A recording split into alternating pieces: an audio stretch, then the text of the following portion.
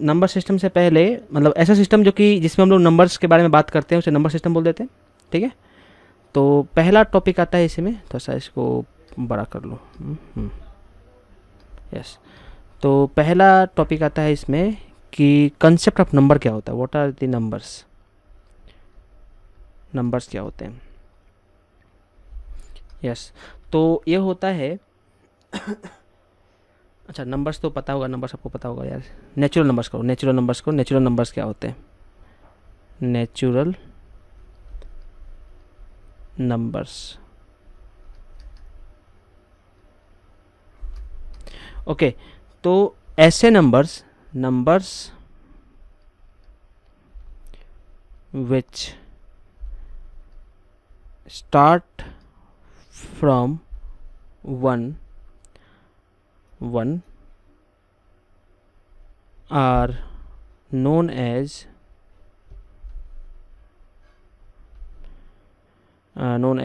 natural numbers,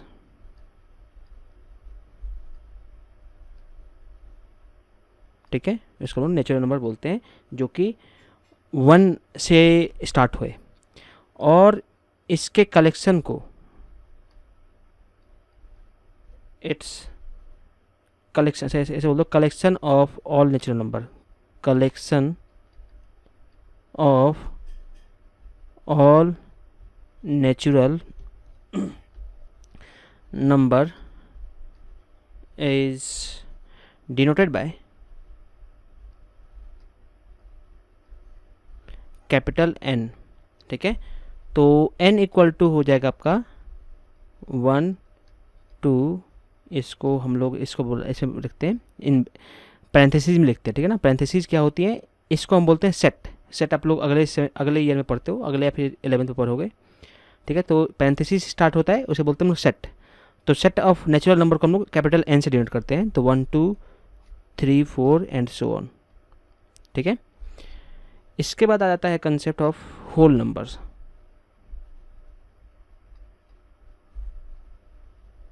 whole numbers.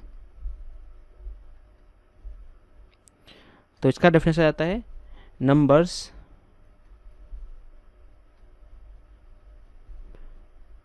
which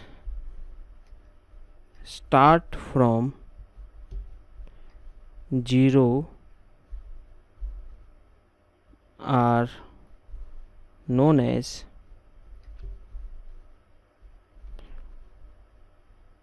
whole numbers, ठीक है। And इसका जो कलेक्शन होता है, collection of whole numbers is denoted by W, ठीक है। तो इस केस में क्या हो जाएगा कि W equal to 0 1 2 3 and so on up to infinity. तो इसमें मतलब ऐसे बोल सकता हूँ कि अगर मैं 0 नेचुरल नंबर में ऐड कर दूँ, इस नेचुरल नंबर में 0 ऐड कर दूँ, तब will get whole number. Simple सा कंसेप्ट है। अगला पॉइंट आता है integers,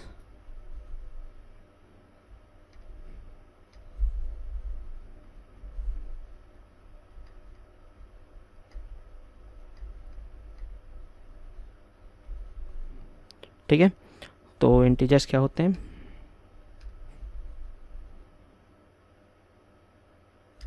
this one, integers, the collection of, okay,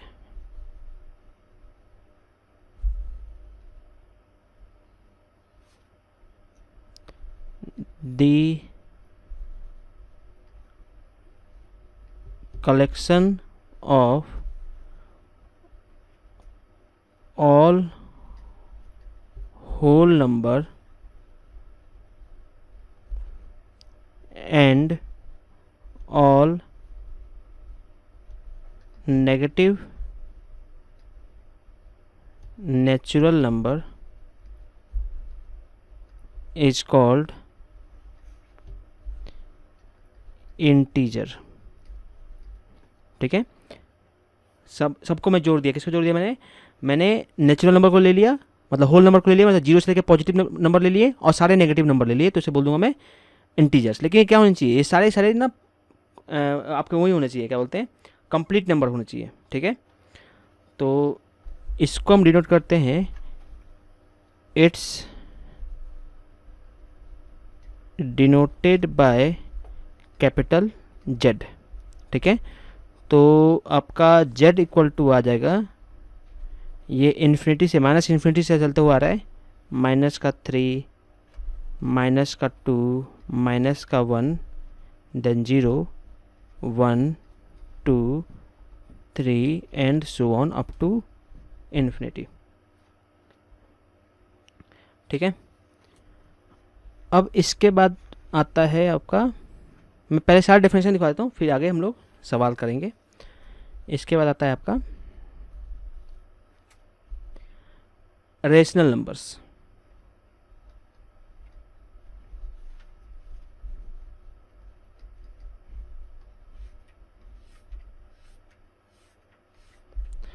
क्या होगा, कोई भी एक रेशनल नंबर, उस कोई भी ऐसा नंबर जिसको हम लोग p अपॉन q के फॉर्म में रिप्रेजेंट कर सकते हैं, उसको बोलते हैं हम लोग rational number. Okay, the number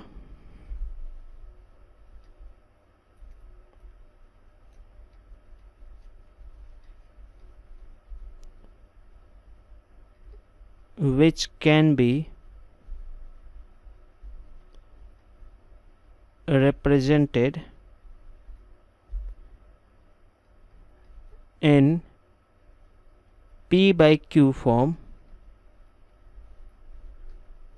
is called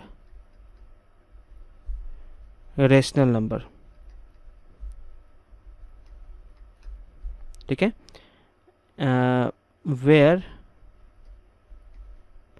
क्या होना चाहिए कंडीशन, क्या इसमें कि q must not be equals to 0। क्यों, अगर मैं q को 0 कर देता हूँ तो p बाई क्यू क्या हो जाएगा, इन्फिनाइट हो जाएगा, तो इन्फिनाइट को हम लोग रेशनल नंबर नहीं बोलते। ठीक है, एंड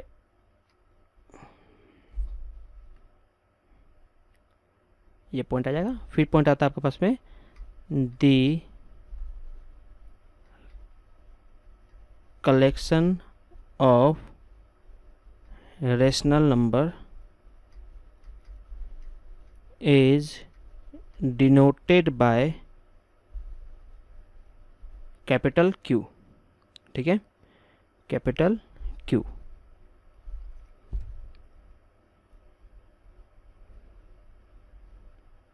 इसका जो एग्जाम्पल हो जाएगा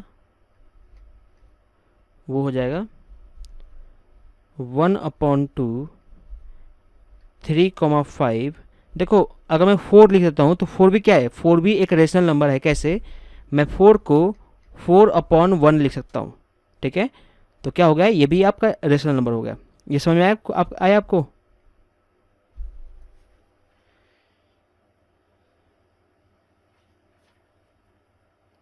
हेलो, आवाज़ आ रही है मेरी? Yes sir. गुड। तो ये भी क्या कहलाएगा आपके पास में, ये भी आपका रेशनल नंबर ही कहलाएगा। ठीक है, 4 हो गया। अब आप 9,5 बोल सकते हो, 9,7 बोल सकते हो, एंड सो ऑन। ठीक है, ETC। अब आता है irrational number.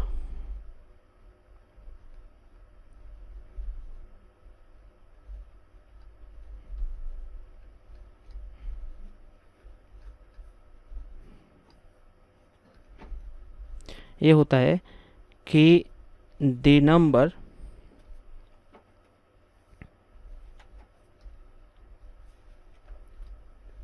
which cannot be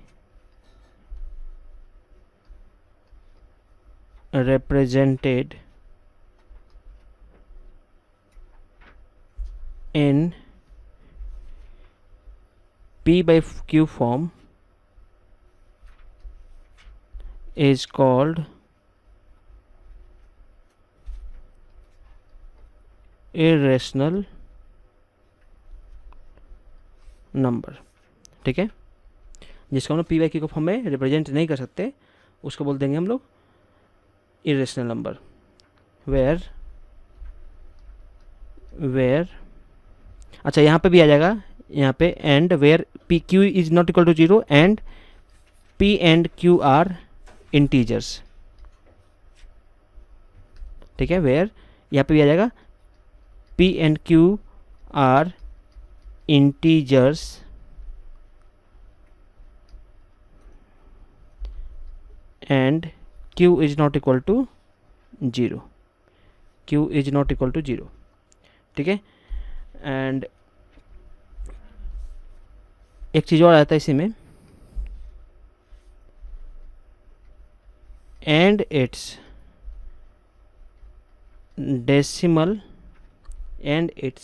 decimal representation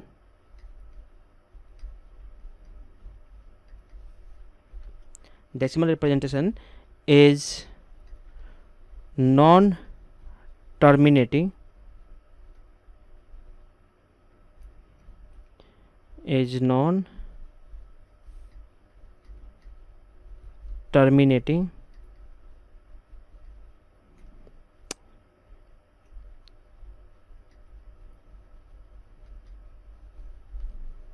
and non repeating. ठीक है, ना तो हम उसको टर्मिनेट कर सकते हो और ना ही उसको रिपीट कर सकते हो, मतलब ना ही रिपीटेड होते हैं वो लोग। ठीक है, तो इसका एग्जांपल आ जाएगा आपके पास में अंडर रूट टू हो गया आपका, अंडर रूट 5 हो गया, पाई हो गया, एक्सेट्रा। ठीक है, कैसे होता है मैं समझाता हूँ।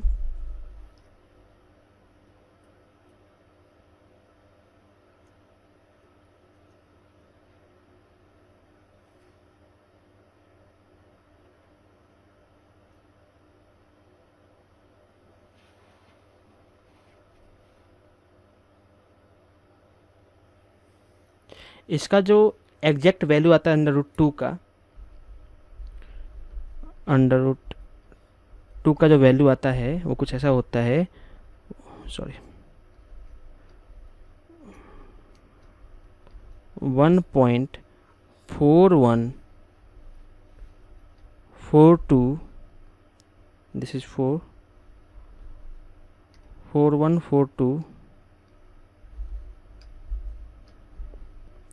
15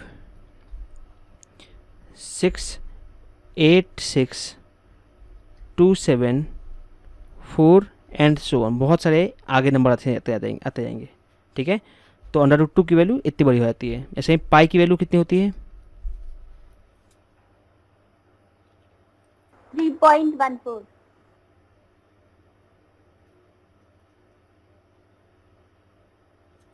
हाँ, 3.14 तो आपका बस एक ही नंबर होता है ना, मतलब ये ना, जब पाई की जो एग्जैक्ट वैल्यू होती है बहुत बड़ी होती है, बहुत लिखते जाओ नेवर एंडिंग होती है। ठीक है, तो एक्चुअली जो वैल्यू होती है वो होती है 3.141592653588979 एंड सो ऑन।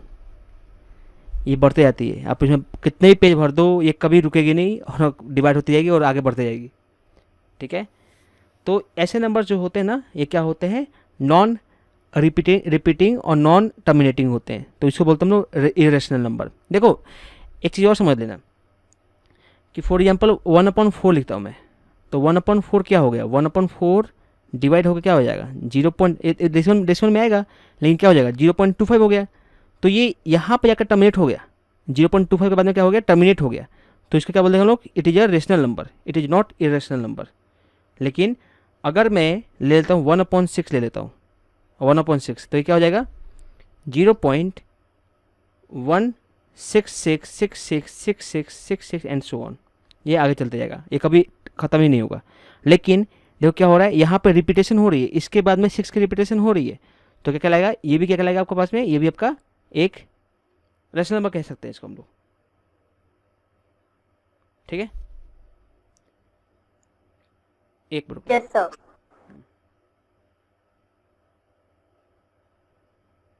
ठीक है, तो ऐसा हो जाता है आपके पास में। एक मिनट रुकना, जैसा 1/6 का मुझे कन्फर्म करने दो।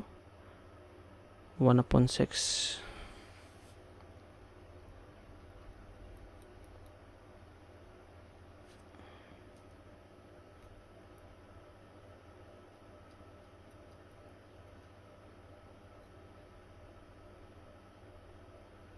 ठीक है, तो 1/6 क्या हो जाएगा आपका, रेशनल नंबर का आएगा, क्योंकि इसमें क्या हो रहा है, रिपीटेशन हो रही है यहाँ पे।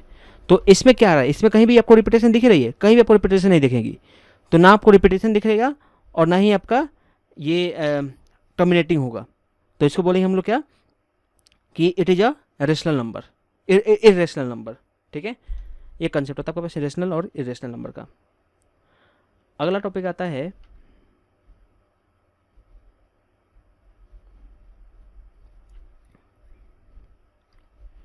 इक्विवेलेंट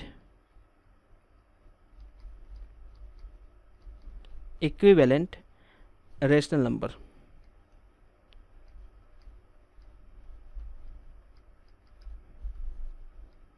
क्या होता है equivalent rational number?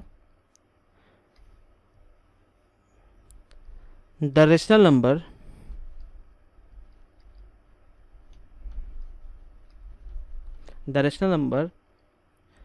whose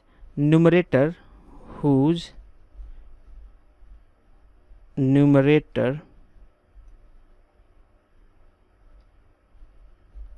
and denominator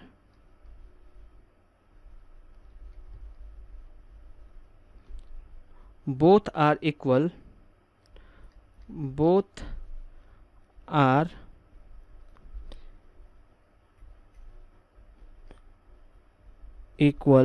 or reducible।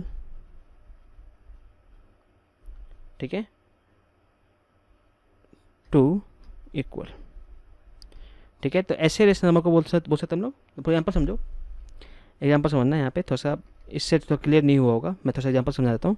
मान लो कि आपके पास में दिया है 10/20, 10/20।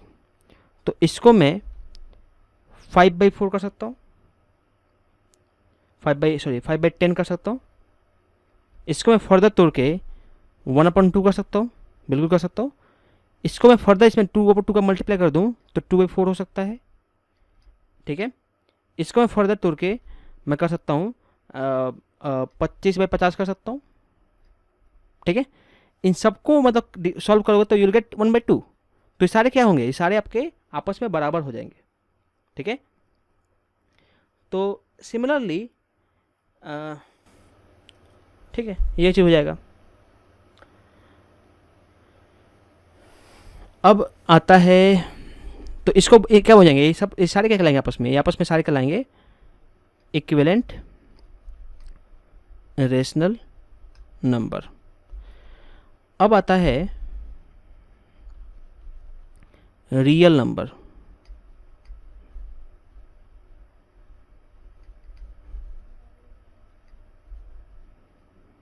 ओके, रियल नंबर क्या होता है?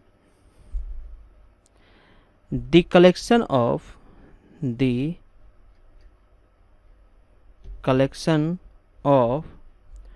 all rational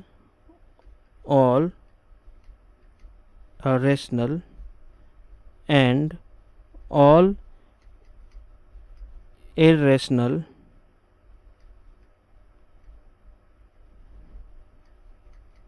number is called real number. ठीक है, ठीक है, और इसको डिनोट करते हैं लोग, it is denoted by capital R. ठीक है, तो होता है रियल नंबर।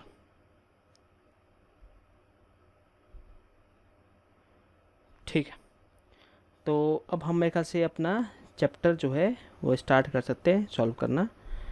नंबर लाइन वगैरह क्या होता है इसके बारे में तो बात कर लेंगे हम लोग, बट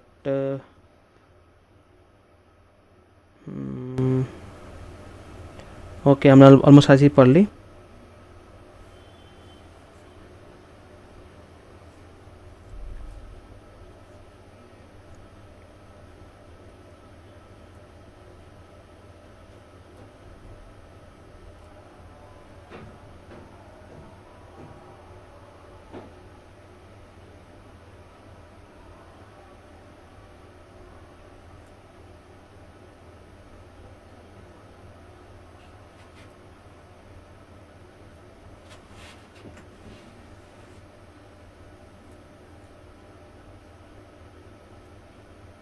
ठीक है, थोड़ी सी चीज़ें और हैं, मतलब आज हम लोग ना खाली इसका पूरा थ्योरी ख़त्म कर देते हैं, फिर हम लोग कल से या फिर आज से देखेंगे, टाइम मिलेगा तो हम लोग इसके मैथ्स में, रियल मैथ्स में चलेंगे। थोड़ी चीज़ें और आ जाती हैं, वो भी समझा देता हूँ, सोच रहा हूँ समझा दूँ तो सही रहेगा।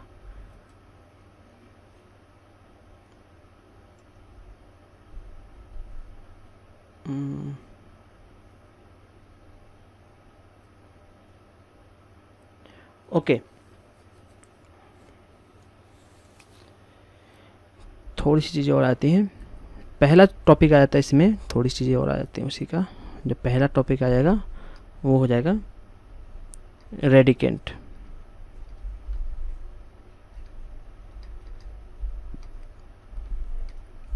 समझना, बोलता हूँ इफ़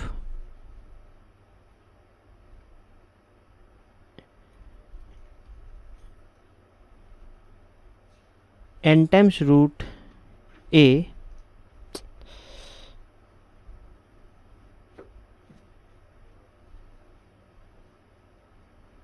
ठीक है, ये किसके बराबर हो जाएगा, ये हो जाता है आपस में a to the power 1/n के बराबर हो जाता है। ठीक है, is a sword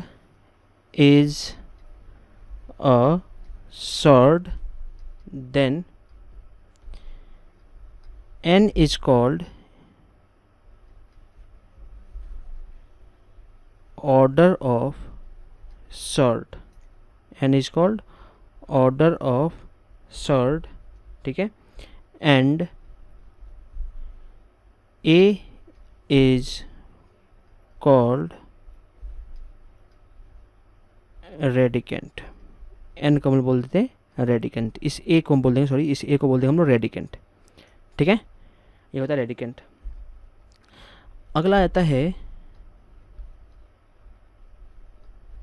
laws of radicals.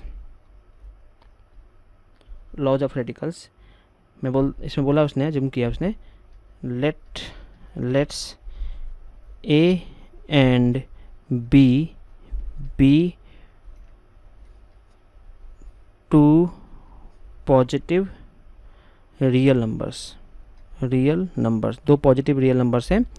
तो उस केस में क्या हो जाएगा, पहला आ जाता है कि अंडर रूट ए बी है, इस अंडर रूट ए बी को मैं under root a dot under root b भी लिख सकता हूँ। अगला आता है कि अगर मान लो ऐसा दिया हो, a अपॉन बी दिया हो, इसको मैं अंडर रूट ए अपॉन अंडर रूट बी भी लिख सकता हूँ। तीसरा पॉइंट वो क्या, ये कहता है कि under root a plus under root b into under root a minus under root b equal to मैं a माइनस बी लिख सकता हूँ। ठीक है, और under root a plus under root जो b का होल स्क्वायर हो जाएगा, वो हो जाएगा a plus b plus 2 root a b. ठीक है, इतना हो जाता है आपका। और कुछ बचा इसमें, यस, लॉज ऑफ एक्सपोनेंट आ जाता है। ओके, इसमें एक और टॉपिक आ जाता है, थोड़ा सा वो समझ लेते हैं, फिर लॉज ऑफ एक्सपोनेंट समझ लेंगे। वो आता है रेशनलाइजिंग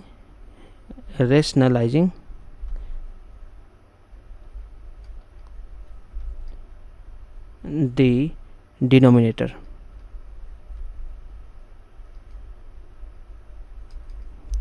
ये क्वेश्चन आते हैं आपके 1A 1B 1B 1C में जाओगे ना, तो आपको ये क्वेश्चन थर्ड एक्सरसाइज में, फोर्थ एक्सरसाइज में आते हैं क्वेश्चन ये। ठीक है, तो ऐसा हो जाता है कभी कभी, मैंने बोला कि लेट्स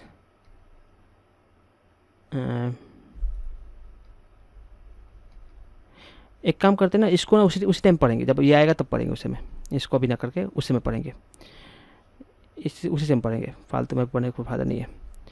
एक टॉपिक और पढ़ लिख लो, लॉज ऑफ एक्सपोनेंट्स।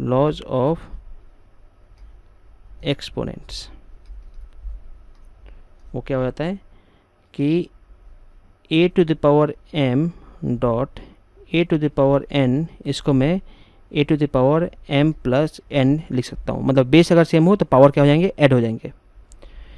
ऐसे ही अगर मान लो कि a की पावर m और इसकी पावर n दिया हो तो इसको मैं a की पावर m n लिख सकता हूँ, मल्टीप्लाई हो जाएगा पावर। ऐसे ही अगर इसे दिया हो a की पावर m अपॉन a की पावर n दिया हो, ये सब ना ये ऐसे है, ठीक है। तो इस केस में क्या हो जाएगा, इसको मैं लिख सकता हूँ a की पावर m माइनस n। ऐसे ही अगर मान लो कि a की पावर m और b की पावर m दिया हो तो इसको मैं a b की पावर m भी लिख सकता हूँ, ठीक है। तो ये कंप्लीट आपका हो जाता है पूरा रियल नंबर की थ्योरी, ठीक है। 2-3 चीज़ें रह गई हैं, वो मैं चैप्टर के साथ में पढ़ा दूंगा मैं। तो पहले अगर आर्य सवाल है तो ज़रा आर्य सवाल खोल लो, मैं क्वेश्चंस करवा देता हूँ।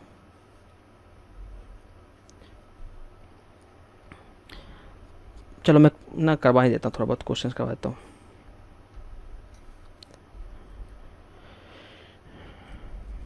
ओके,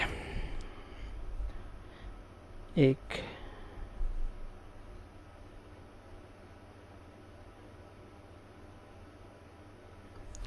क्वेश्चन दिया है, मतलब टॉपिक है कि कैसे आप एक रेशनल नंबर, ठीक है, मतलब रेशनल नंबर को आप एक रियल लाइन में कैसे रिप्रेजेंट करोगे, ठीक है।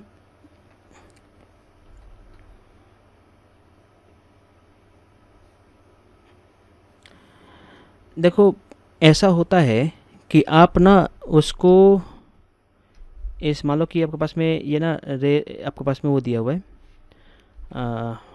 रियल नंबर लाइन दिया हुआ है और यहाँ पे आपके पास में 0 दिया हुआ है, ठीक है। और ये था आपका 1, ये था आपका 2, 3 एंड सो ऑन। इधर था आपके पास में -1, -2, -3 एंड सो ऑन। आप किसी भी रेशनल नंबर को आप रिप्रेजेंट करने के लिए क्या करोगे, मान लो कि आपको 3/2 का रिप्रेजेंटेशन करना है, ठीक है।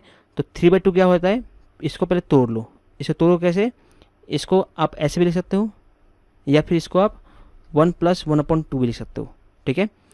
तो क्या करना पड़ेगा आपको, यहाँ पे मार्क करना पड़ेगा, यहाँ पे इसको, क्योंकि आपको आधा जोड़ना है, 1/2 जोड़ना है तो इसको 1/2 में मार्क कर देना पड़ेगा। और इसमें एक और 1/2 1/2 मार्क करना पड़ेगा, ठीक है। यहाँ पे 2/2 आ जाएगा, ठीक है, एंड सो ऑन। सॉरी 2/2 1/2 आ जाएगा, 1/2 आ जाएगा, ठीक है। तो यहाँ पे आपके पास में आ गया 3/2, ठीक है। तो ऐसे आपको, मतलब कि आपको जैसे देखो ऐसा करना पड़ेगा, जो नंबर लाइन आपके पास नॉर्मल था उसको थोड़ा सा और ना डिटेल करना पड़ेगा, इन शॉर्ट। जैसे कि आपके पास नॉर्मल लाइन था तो उस पर तो आपके पास में ये है नहीं, ये आपको रिप्रेजेंट करना है तो उसमें है ही नहीं। तो क्या करोगे, उसको आप थोड़ा डिटेल और कर दोगे। यहाँ पे अपने ले लिया, मान लो 0 था तो इसको अब नंबर लाइन को बनाओगे आप 1/2 का, फिर 1, फिर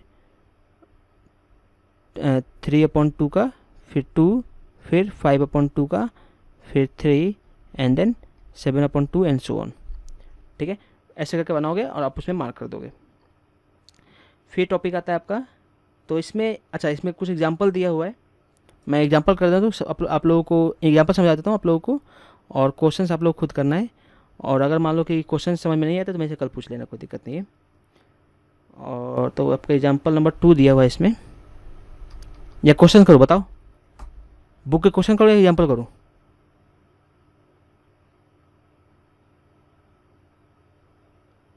मेरी आवाज़ आ रही है आप लोगों को? Yes sir. तो बुक के क्वेश्चंस करूँ या फिर एग्जांपल्स करूँ? चलो बुक के क्वेश्चंस करवाता हूँ, बुक के क्वेश्चन ज़्यादा अप्रोप्रिएट रहेगा। चलो तो एक्सरसाइज 1A दिया हुआ है। पहला क्वेश्चन बोल रहा है इज 0 रेशनल नंबर, इसमें दिमाग लगाना, मैं बताना। सेकेंड क्वेश्चन बोल रहा है represent each of the following rational number on the number line. तो पहला क्वेश्चन दिया है इसमें, क्वेश्चन नंबर 1 कि आपको रिप्रेजेंट करना है। इसका जो पहला पार्ट, सॉरी क्वेश्चन नंबर 2 है, क्वेश्चन नंबर 2 है। इसका जो पहला पार्ट है वो दिया हुआ है 5/7, आपको 5/7 को रिप्रेजेंट करना है, आपने नंबर लाइन ले लिया, ठीक है। कैसे रिप्रेजेंट करोगे? आप लोगों ने आपको स्कूल में पढ़ाया गया ना, कुछ बताओ।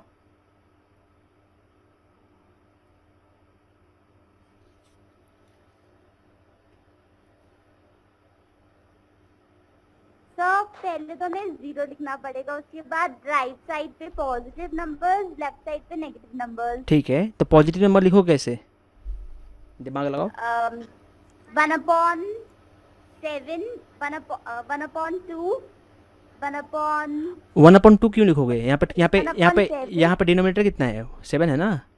हाँ सर, हाँ, तो आपको ऐसा कुछ करना पड़ेगा ना कि 1/7 और कुछ आए। 1/7, अच्छा, फिर आगे 1/7, फिर 1, फिर 2/7, फिर 2, फिर 3/7, फिर 3, ऐसे। ठीक है, ऐसा कर लो। तो वैसे एक्चुअली 5/7 को रिप्रेजेंट करना है तो क्या हो जाएगा, एक्चुअली समझना ध्यान से। आपको ना ऐसा भी दिखाना पड़ेगा कि आप ना कि आपका ऐसे देखो ऊपर क्या हो रहा है, आपका ये क्या है, आपका छोटा नंबर है ये, ठीक है।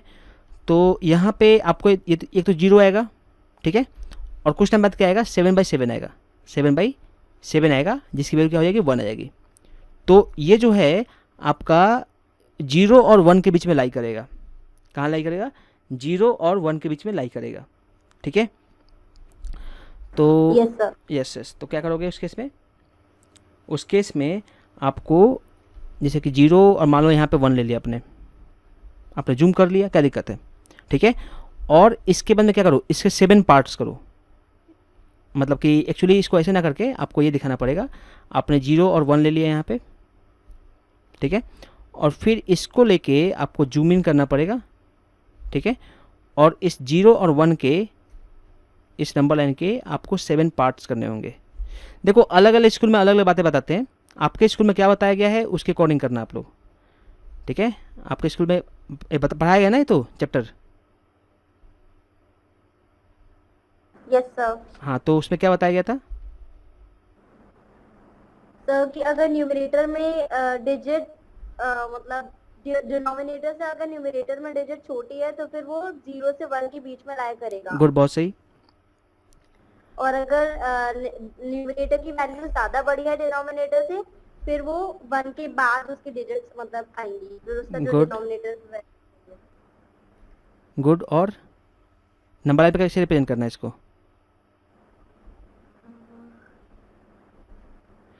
एनीवे, जहाँ तक मुझे आइडिया है आपको क्या करना होता है, आपको इस 0 से 1 ले लिया और 0 से 1 लेके आपको जहाँ पे आपको 5/7 आ रहा है वहाँ तक आप मार्क कर लो और इसको कर दो जूम इन। जूम इन करके आपको दोबारा बनाना पड़ता है 0 से लेकर 1 तक। यहाँ पे आपको दिखाना होता है 7 पार्ट। इस 0 से 1 के बीच में क्या करना पड़ेगा आपको, 7 कितने जितना डिनोमिनेटर होता है उतने पार्ट्स दिखा दो, ठीक है। और इसमें फिफ्थ पार्ट चूज कर लो, तो कितना हो गया, 1 यहाँ पे, 2 यहाँ पे, 3 यहाँ पे, 4 यहाँ पे और 5 यहाँ पे। तो क्या हो गया, ये वाला जो था ये हो जाएगा आपके पास में 5/7, ठीक है। yes, कुछ ऐसा करते हैं। वैसे आपके स्कूल में डिफरेंट स्कूल में डिफरेंट तरीके के बताते हैं, ठीक है ना। कुछ टीचर्स को पसंद होता है खाली आपने 0 से 1 ले लिया, खाली आपने 0 से 1 तक मार्क कर लिया, 0 से 1 तक बना दिया और इसी में आपने 5/7 अपने नाप के इसमें मेजर करके और बना दिया। यहाँ पे आपने 5/7 ले लिया।